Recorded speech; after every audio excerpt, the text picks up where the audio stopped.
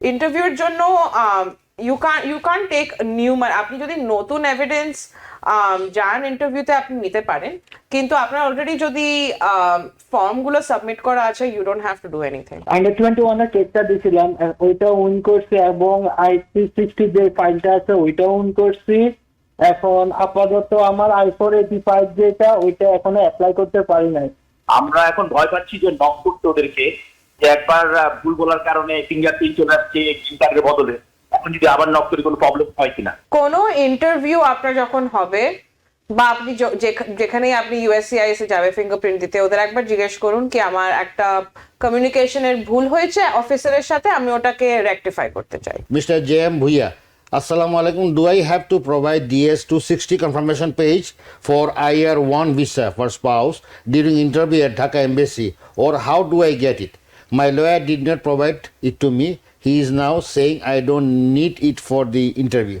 ইন্টারভিউর জন্য you can take new, আপনি যদি নতুন এভিডেন্স যান ইন্টারভিউতে আপনি নিতে পারেন, কিন্তু আপনার অলরেডি যদি ফর্মগুলো সাবমিট করা আছে, you don't have to do anything. Okay Bhuiya সাহেব, আপনি আপনার উত্তর পেয়েছেন আশা করি।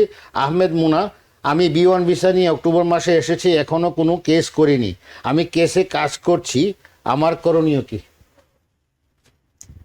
কিরকম কেস, কি করছেন, ওটা ওটা না জানতে পারলে আমি আনফরচুনেটলি আমার মনে হচ্ছে সাইলিম উনি B1 ভিসা, টুরিস্ট ভিসা আসছে। B1 তো টুরিস্ট ভিসা না? হ্যাঁ, হ্যাঁ। তো সেই ক্ষেত্রে নিকি ওনার জন্য কি সাজেশন হতে পারে আমাদের? সাজেশন, উনি আসছেন অক্টোবর, তো অক্টোবর সাধারণত তো 6 মাসের মধ্যেই আপনাকে ফেরত যেতে হবে যদি ট্যুরিস্ট ভিসায় এসে থাকেন। তো অক্টোবর, নভেম্বর, ডিসেম্বর, জানুয়ারি 3-4 মাস চলছে, 6 মাসের মধ্যেই আপনাকে একটা কিছু করে ফেলতে হবে। তো আপনি বলছেন যে আপনি কিছু করছেন, এটা যদি বলে রাখি, যদি অ্যাসাইলাম হয় তাহলে খুব তাড়াতাড়ি অ্যাপ্লাই করে ফেলুন, কারণ দেরি করাটা ঠিক হবে না। আর অ্যাসাইলাম ছাড়া অন্য কোনো কিছু যদি হয়, তাও বলবো যে যত তাড়াতাড়ি সম্ভব, এই যে আপনি 6 মাস পেরোতে দিবেন না, 6 মাসের আগেই আপনাকে যা কিছু করার করে ফেলতে হবে। আর আমরা গেহিয়ান অ্যাসোসিয়েটস আছি, আপনারা আমাদের অফিসে আসতে পারেন। আপনাদের প্রথম কনসালটেশনের জন্য আমাদের কনসালটেশন ফ্রি, এবং আমরা অ্যাপয়েন্টমেন্ট ছাড়াই আপনাদেরকে প্রথমবার দেখবো। সো আপনারা সরাসরি চলে আসুন। Thank you. আমাদের সঙ্গে দর্শকও আছেন লাইনে। দর্শক কে আছেন নাম বলে প্রশ্ন করুন প্লিজ। হ্যালো, আসসালামু আলাইকুম। ওয়ালাইকুম আমার সালাম। নাম হচ্ছে মোহাম্মদ তানভীর হোসেন ফাহিম। তো আমি আন্ডার 21 এর টেস্টটা দিয়েছিলাম, ওইটা উইন করছি, এবং I360 যে ফাইলটা আছে ওইটাও উইন করছি। এখন আপাতত আমার I485 যেটা ওইটা এখনো অ্যাপ্লাই করতে পারি নাই। তো আমি কি ইলিগেলের আওতায় পড়ি কিনা, আর আইসের দ্বারাতে আমার কোনো সমস্যা হতে পারে কিনা? জি, আপনি এর আগে আরেকটা ফর্ম বলেছেন, ওই ফর্মটা কি? I360 আমার অ্যাপ্রুভ হয়েছে, তো গ্রিন কার্ড অ্যাপ্লিকেশন I485 যেটা ওইটা এখন আমাদের ভিসা অ্যাভেলেবল নাই, এই কারণে অ্যাপ্লাই করতে পারি না। ঠিক আছে। তো ওনার প্রশ্নটা হচ্ছে, উনি I360 যেটা পাওয়া বিভিন্ন ক্যাটাগরিতে হতে পারে, উনি উল্লেখ করেননি, তো ওইটা ওনার অ্যাপ্রুভ, কিন্তু উনি এখনো I485 গ্রিন কার্ডের জন্য অ্যাপ্লাই করেননি। উনি কি সেফে আছেন কিনা? আপনি যদি সিজের জন্য অ্যাপ্লাই করেছেন, ইউ শুড বি সেফ।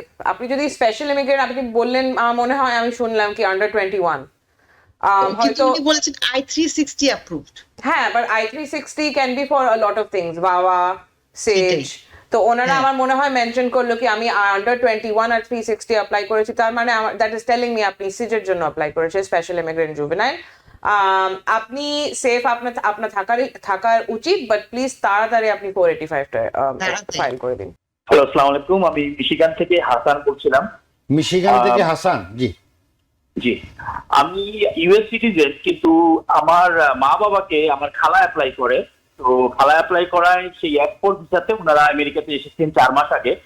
তো আমার বাবার কিন্তু গ্রিন কার্ডটা এসে গেছে, কিন্তু মারটা আসেনি। না আসার কারণে আমরা তো যোগাযোগ করেছিলাম ওদের সাথে। তো ওরা যখন মার সাথে কথা বলতে চায়, মা একটু ইংলিশ ঠিক মতো না বুঝতে পারায় উনি বার্থ ডেটটা জুলাইয়ের জায়গায় জুন বলে দিচ্ছিলেন। তো পরবর্তীতে ওরা গ্রিন কার্ড পাঠানোর বদলে বলেছে যে ফিঙ্গারপ্রিন্ট নেওয়া লাগবে।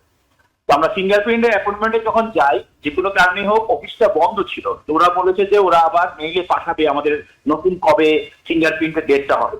কিন্তু এখনো কোনো লেটার আমরা পাইনি, অলমোস্ট 1.5-2 মাস হয়ে যাচ্ছে।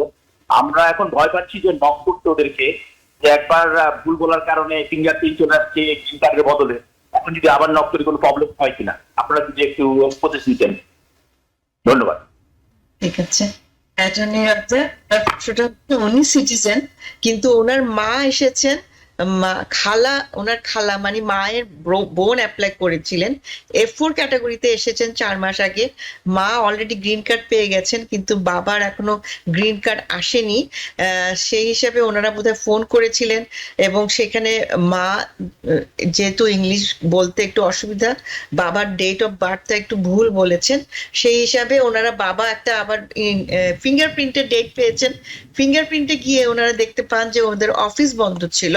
তারপর ওনারা জানতে পারলেন ওনাদেরকে আবার একটা ইন্টারভিউ ফিঙ্গারপ্রিন্টের ডেট দেওয়া হবে। এখন ওনারা কি করবেন আসলে বুঝতে পারছেন না আর কি, হ্যাঁ, গ্রিন কার্ডটা আসছে না। হ্যাঁ, কোনো ইন্টারভিউ আপনার যখন হবে, বা আপনি যেখানেই আপনি USCIS এ যাবে ফিঙ্গারপ্রিন্ট দিতে, ওদের একবার জিজ্ঞেস করুন কি আমার একটা কমিউনিকেশনের ভুল হয়েছে অফিসারের সাথে, আমি ওটাকে রেকটিফাই করতে চাই, ব্যাস। আচ্ছা আচ্ছা, হ্যাঁ, জি জি, ধন্যবাদ রঞ্জা। দর্শক, আমাদের সময় প্রায় শেষ হয়ে যাচ্ছে। অনেক প্রশ্ন আমরা উত্তর দেব। দর্শক, আমরা দুঃখিত, অনেক ফেসবুকের প্রশ্ন দিতে পারি নাই। দর্শক কে আছেন ফোনে, নাম বলে প্রশ্ন করুন। হ্যালো, আসসালামু আলাইকুম। ওয়ালাইকুম সালাম।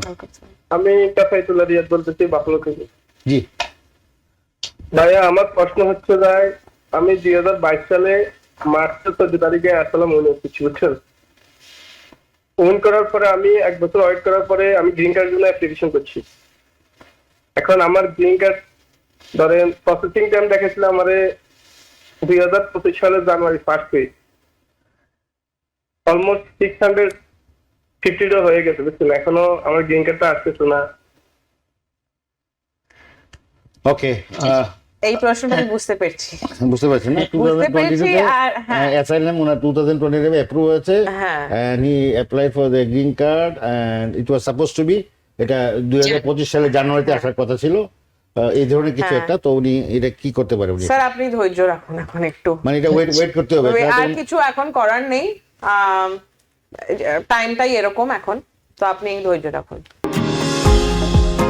নিউ ইয়র্ক থেকে সম্প্রচারিত TVN 24 টেলিভিশন, বিশ্বজুড়ে বাঙালির কণ্ঠস্বর।